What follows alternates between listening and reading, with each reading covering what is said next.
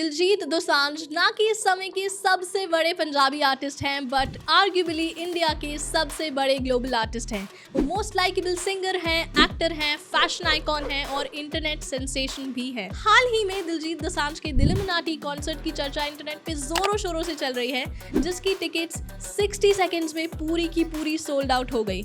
उनमें से कुछ टिकट्स 20 से 25 हज़ार में भी बिकी और अब वही टिकट्स ब्लैक में लाखों में बिक रही है। ऐसा होने के बाद एक इंटरनेट इन्फ्लुएंसर सौम्या सहानी ने एक वीडियो बनाई जो इंटरनेट पे बहुत ज़्यादा पॉपुलर हो रही है, जिसमें उन्होंने इस कॉन्सर्ट की प्राइसिंग को ओपनली क्रिटिसाइज किया है। I might regret saying this later. Indian artist का कोई हक नहीं बनता कि वो 20-25 हजार रुपए एक कॉन्सर्ट के चार्ज करे, क्योंकि आपके कोर ऑडियंस के पास पैसा नहीं है, एम्प्लॉयमेंट नहीं है, एक बहुत ही लिमिटेड मीन्स ऑफ एंटरटेनमेंट है। इस वीडियो में हम जानेंगे कि क्या सच में किसी भी आर्टिस्ट का जस्टिफाइड है इतना बड़ा अमाउंट चार्ज करना अपनी कला के लिए उनकी ऑडियंस से। क्या सच में जहां पर इंडिया में इतनी ज़्यादा अनएम्प्लॉयमेंट है ऐसे बड़े इवेंट्स ऑर्गेनाइज करे जाने चाहिए। क्या सच में इंडिया की ऑडियंस के पास पैसे नहीं है कि वो ऐसी प्रीमियम टिकट्स अफोर्ड कर पाएँ। और आखिर में हम जानेंगे कि इस कॉन्सर्ट की टिकट प्राइसेस आखिरकार इतनी महंगी क्यों है। आगे बढ़ने से पहले please subscribe to our channel for more informational, motivational and magical content. Argument number 1, हक नहीं बनता। जब कोई ये बोलता है ना कि आर्टिस्ट का हक नहीं बनता कि वो इतना बड़ा अमाउंट चार्ज करे, इसका मतलब ये निकलता है कि आपका एज एन ऑडियंस उस आर्टिस्ट की पर्सनल टाइम और एनर्जी पर अधिकार है, जो कि बिल्कुल भी सही नहीं है। उस आर्टिस्ट के songs free of cost available हैं मासेस के लिए, बट इसका मतलब ये नहीं है कि आप उस आर्टिस्ट की पर्सनल एनर्जी को और टाइम को फ्री ऑफ कॉस्ट एंजॉय कर सकते हैं या शेयर कर सकते हैं। Argument number 2, unemployment in India.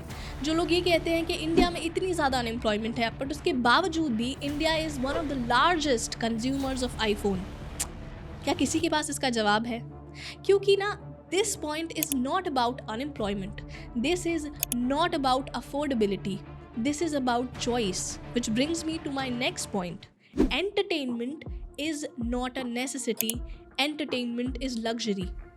मेरे कहने का ये मतलब है कि किसी भी कॉन्सर्ट की टिकट किसी भी ऑडियंस के लिए नेसेसिटी नहीं है। उस कॉन्सर्ट की टिकट को परचेज करना एक ऑडियंस के लिए चॉइस है। अब आप उस 25,000 से ट्रैवल करें या फिर उस 25,000 को म्यूचुअल फंड्स में इन्वेस्ट करें या फिर उस 25,000 से एक दिन की कॉन्सर्ट की टिकट को परचेज करें और उस मेगा एक्सपीरियंस को जिए, ये आपकी चॉइस है, ये कंज्यूमर का डिसीजन है। मगर ये कहना कि इतनी महंगी टिकट्स इंडिया के मिडिल क्लास अफोर्ड नहीं कर सकते, ये बिल्कुल भी जस्टिफाइड नहीं है। Argument number 4, relationship between audience and an artist.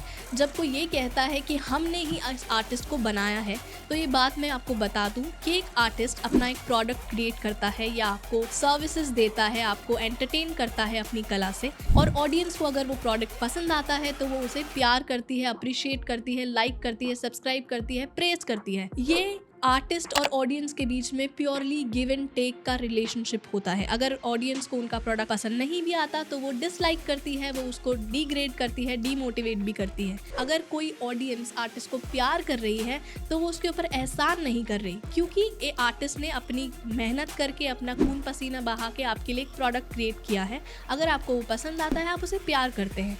ऐसा बोलने के बावजूद भी मैं ये बोलूँगी कि हर एक अच्छा सच्चा नीवा आर्टिस्ट जानता है कि वो जो भी है अपनी कला और अपनी ऑडियंस की वजह से है, इसलिए वो पूरी कोशिश करता है कि वो 10 टाइम्स डिलीवर करे उस प्राइस का जो उन्होंने अपनी ऑडियंस से चार्ज किया है। इसके बारे में दिलजीत दोसांझ ने राज शमानी की पॉडकास्ट में भी बात की है कि वो कैसे अपना हर एक कॉन्सर्ट अपनी ऑडियंस के लिए अलग वाइब क्रिएट करना चाहते हैं, एक यूनिक एक्सपीरियंस बनाना चाहते हैं। पैसा लेके थोड़ा मरना है मुझे, एक ग्रैंड होना चाहिए, एक ड्रामा दिखा के मरना है। और यहाँ पर एक और आर्ग्यूमेंट निकल के आता है कि डाउन टू अर्थ आर्टिस्ट अपनी ऑडियंस से इतने ज़्यादा अमाउंट चार्ज नहीं करते। तो मैं यहाँ पर ये बता दूँ कि डाउन टू अर्थ होने का मतलब क्या होता है। डाउन टू अर्थ होने का मतलब होता है कि एक आर्टिस्ट को पता है कि वो अपनी कला और अपनी ऑडियंस की वजह से जितनी भी प्रिविलेजेस एंजॉय कर रहा है, नाम, शोहरत, पैसा, कन्वीनियंस, कम्फर्ट, लग्जरी, वो जो भी इंजॉय कर पा रहा है अपनी कला और अपनी ऑडियंस की प्यार की वजह से वो उसको फॉर ग्रांटेड ना ले वो उसके लिए ग्रेटफुल रहे, अपनी कला से जुड़ा रहे, हम्बल रहे, ग्राउंडेड रहे। ये होता है डाउन टू अर्थ होने का मतलब। डाउन टू अर्थ होने का मतलब ये बिल्कुल भी नहीं होता कि वो अपने चार्जेस को कम कर दे। I hope you get it. Argument number 5, hypocrisy of Indian audience. Diljit Dosanjh एक इंटरनेशनल ग्लोबल आर्टिस्ट बन चुके हैं। बहुत सारे इंटरनेशनल आर्टिस्ट उनके साथ परफॉर्म भी करते हैं।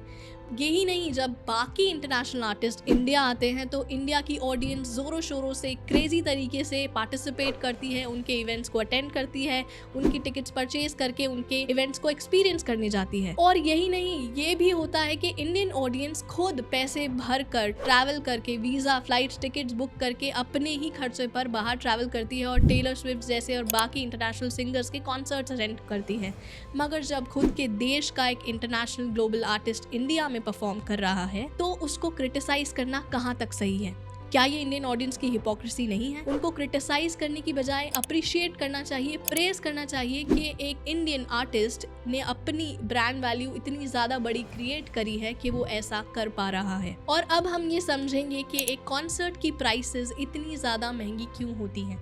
इसके 2 फैक्टर्स हैं। Pricing of the concert depends on so many variables and price setting of the industry। पहले हम बात करेंगे वेरिएबल्स की। दिलजीत दोसांझ अपना कॉन्सर्ट खुद ऑर्गेनाइज नहीं करता, उसके पीछे बहुत बड़ी ऑर्गेनाइजिंग टीम होती है, स्पॉन्सर्स होते हैं जिनकी ड्यूटी सिर्फ ये नहीं है कि दिलजीत को स्टेज पर लाकर खड़ा कर दें। दिलजीत के साथ उनकी आर्टिस्ट की टीम आती है जिसका travel, stay, F&B, security, logistics, सब का खर्चा एक स्पॉन्सर्स को उठाना पड़ता है।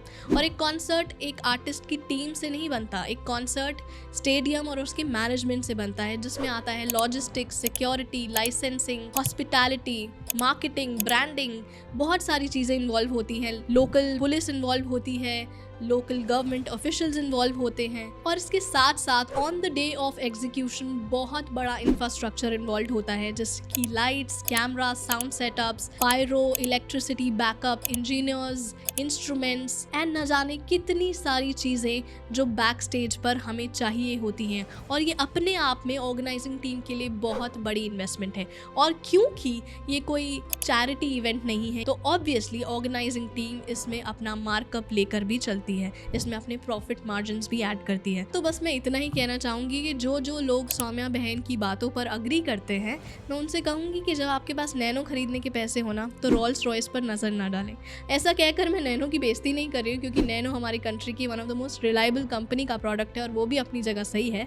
बस मैं ये कहना चाह रही हूँ कि आप रॉल्स रॉयस की कंपनी को ये मत कहिए कि आप इंडिया के लोगों के लिए रॉल्स रॉयस के प्राइसेस कम कर दें। If I am as an audience is not able to afford Diljit Dosanjh की कॉन्सर्ट के ticket, then I would not ask him to reduce the cost of his labor for me. That's understandable. किसी भी industry का artist अपने rates अपनी industry के veterans को देखकर डिसाइड करता है। फॉर एग्जाम्पल, अगर हम बॉलीवुड इंडस्ट्री की बात करें तो जैसे बड़े नाम अमिताभ बच्चन, शाहरुख खान, अक्षय कुमार अगर किसी भी प्रोजेक्ट के लिए, अपनी एड फिल्म के लिए एक्स अमाउंट चार्ज करते हैं तो उनको देखकर ही बाकी आर्टिस्ट जैसे कार्तिक आर्यन, राजकुमार राव, टाइगर श्रॉफ अपने लिए रेट डिसाइड करेंगे। ऑब्वियस सी बात है कि वो शाहरुख खान जैसे रेट नहीं ले पाएंगे, मगर उनको उस बैंडविड्थ पर काम करने का मौका मिलेगा। फॉर एग्जाम्पल, अगर क्रिकेट इंडस्ट्री की बात करें तो सचिन तेंदुलकर, MS धोनी या विराट कोहली अगर अपनी एड फिल्म के लिए या किसी प्रोजेक्ट के लिए एक्स अमाउंट चार्ज करेंगे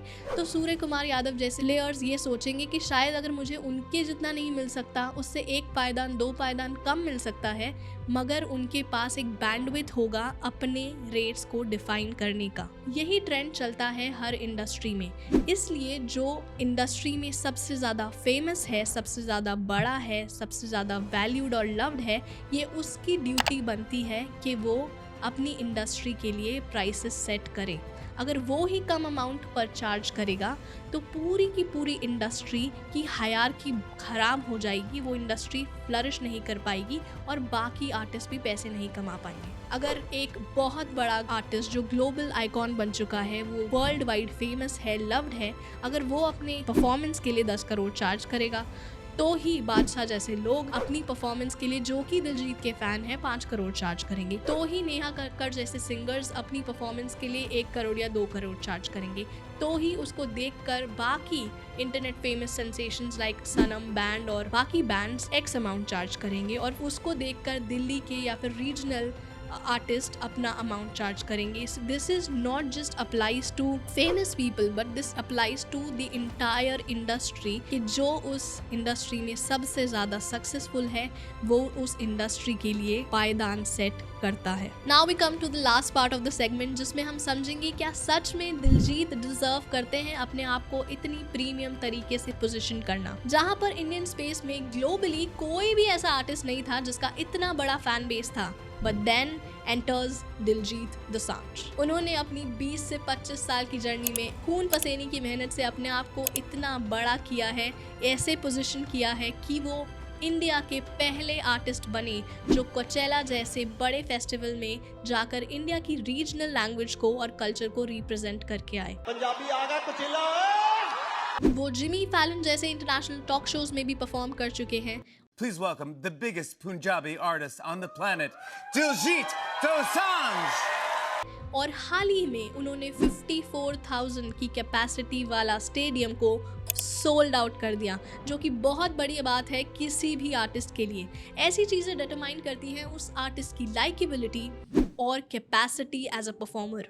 इनफैक्ट मेरा ओपिनियन यही है that it swells my heart. मुझे बहुत ज़्यादा गर्व फील होता है जब कोई इंडियन आर्टिस्ट अपने लिए ऐसा मुकाम हासिल करता है, तो क्योंकि मैं खुद एक आर्टिस्ट हूँ, एक आर्टिस्ट फैमिली से बिलोंग करती हूँ, इसलिए इस बात को बहुत गहराई से समझती हूँ, बहुत बखूबी से समझती हूँ कि जब कोई इंसान अपनी इंक्लिनेशन किसी आर्ट फॉर्म के टुवर्ड्स दिखाता है तो सोसाइटी में, फ्रेंड्स में, फैमिली में एक अनसेड हेजिटेशन है उस चीज के लिए कि एक आर्टिस्ट कितने ही पैसे कमा पाएगा। अरे हंसेंगे लोग। एक अनसेड नोशन बनी हुई है कि आर्टिस्ट पुअर होते हैं, मगर अब ये नोशन टूट रही है। दिलजीत जैसे लोग और इंडिया के और भी बेहतरीन आर्टिस्ट जैसे सोनू निगम, अरिजीत सिंह, सुनिधि चौहान, श्रेया घोषाल इस नोशन को तोड़ रहे हैं, एक नई सोच की नींव को रख रहे हैं, जिसमें वो ये बता रहे हैं कि एक आर्टिस्ट पैसा कमा सकता है अपनी मेहनत से और अपनी ऑडियंस के प्यार से।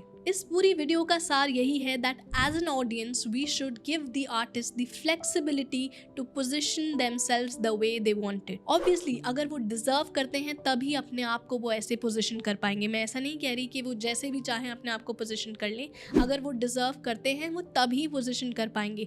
अगर दिलजीत डिजर्व नहीं करता होता तो उनकी सारी की सारी टिकट सोल्ड आउट नहीं होती। अगर 25,000 जैसे प्राइसेस वो डिजर्व नहीं करते होते तो वो स्टेडियम खाली जाता। तो ऑब्वियसली एक आर्टिस्ट अपने आप को ऐसे पोजीशन तभी कर पाता है जब ऑडियंस उनके हक में होती है। द रियलिटी इज कि इंडियन ऑडियंस को एक्सेप्ट करना होगा, एम्ब्रेस करना होगा एंड मोर ओवर अप्रिशिएट करना होगा कि आर्टिस्ट अपने आप को पोजीशन कर सकता है, कर रहा है और करना भी चाहिए एज प्रीमियम ब्रांड्स। कब तक इंडियन ऑडियंस एक इंफीरियर गेम खेलेंगे that their art is only limited for the masses? जब हम उनकी प्रीमियमाइजेशन को एक्सेप्ट करेंगे, अप्रिशिएट करेंगे, तब ही चाहे वो इंडियन ब्रांड्स हो, इंडियन बिजनेसेस हो या इंडियन आर्टिस्ट हो, हम उनके लिए एक ऐसा एनवायरनमेंट क्रिएट कर पाएंगे that they will be able to position themselves for the world outside India. और ये शुरू होगा अपने देश से ही, अपनी माइंडसेट से ही, अपने सोच से ही। It starts from India, it starts from Indian audience. जाते जाते ना मैं चाहूँगी कि आप खुद से ये सवाल पूछो कि इंडिया में आर्ट हाईलाइटेड क्यों नहीं है, इंडिया में आर्ट इतनी इग्नोर्ड क्यों है, और इतनी ज़्यादा कल्चरली रिच कंट्री होने के बावजूद भी इंडिया के आर्टिस्ट की इतनी ज़्यादा अहमियत क्यों नहीं है, या फिर इंडिया में ग्लोबल सेंसेशंस क्यों नहीं है? खुद से पूछो। एक Hindu, because Indians think that Indians don't have money for the entertainment when it comes to Indians. Shh.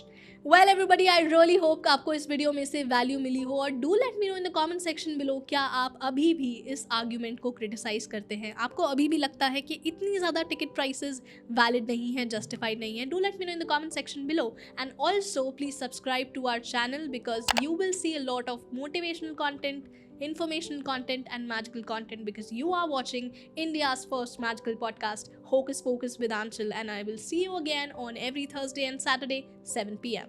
हाँ, जाने से पहले please share this video with a Diljit fan, वरना पाप लगेगा.